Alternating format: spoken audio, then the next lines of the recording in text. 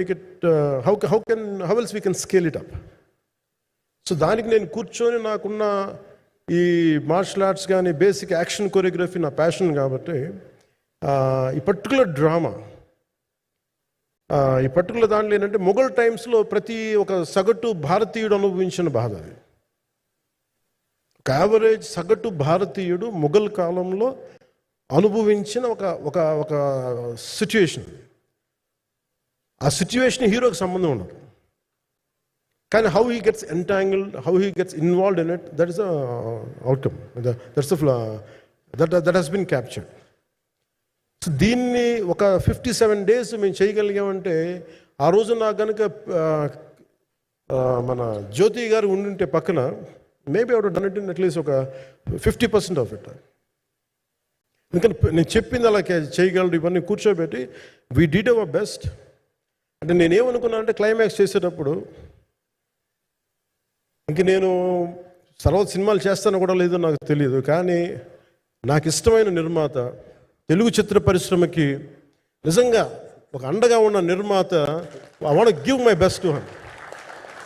నేను అందుకని ఆంధ్రప్రదేశ్ ప్రభుత్వానికి కూడా మన ముఖ్యమంత్రి గారికి కూడా తెలియజేశాను, ఈయన్ని ఫిల్మ్ డెవలప్మెంట్ కార్పొరేషన్కి చైర్మన్ నేనే ప్రతిపాదించాను. అంటే నాకేంటంటే I don't want to be a political, ఆయన నా నిర్మాతని కాదు, ఈయన అందరు హీరోలతో తీశారు, ఈయన పాన్ ఇండియాలో ప్రతి ఒక్కరు తెలిసి ఈయనంటే.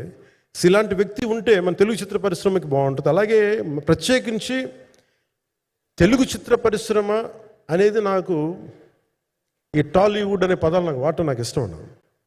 Bollywood, Tollywood, Kollywood, Mollywood, why should be ape Hollywood?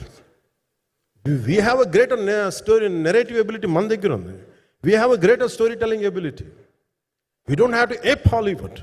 We take the best practices of Hollywood, but not necessarily the name of Hollywood.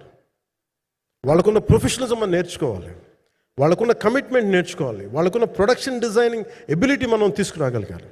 So ఇవన్నీ నేను నా పరిధిలో ఈ రోజున ఆంధ్రప్రదేశ్ ప్రభుత్వం ప్రత్యేకించి ఈ శాఖ నా పరిధిలో ఉంది కాబట్టి దానికి ఆయన పేరు ప్రతిపాదించిన ఉద్దేశం ఏంటంటే, తెలుగు చిత్ర పరిశ్రమ తెలంగాణలో ఉన్న, కర్ణాటకలో ఉన్న, చెన్నైలో ఉన్న ఏదైనా సరే తెలుగు చిత్ర పరిశ్రమ, భారతీయ చిత్ర పరిశ్రమకి చాలా మంచి జరగాలి, ఇలాంటి వ్యక్తి ద్వారా ఏదైనా చేద్దాం అనే ఉద్దేశంతో ఆయన పేరు ప్రతిపాదించాను. భవిష్యత్తులో ఆయన అవుతారని మనస్ఫూర్తిగా నేను ఆశిస్తున్నాను. అందుకని అన్నీ నా చేతిలో ఉండవు కదా, అందుకని చెప్తాను. ఇఫ్ అండ్ బట్ చెప్పాలి కదా. సో ప్రత్యేకించి మీ అందరికీ నా హృదయపూర్వక ధన్యవాదాలు తెలుపుకుంటూ నెక్స్ట్ 2-3 daysలో ఐ ట్రై టు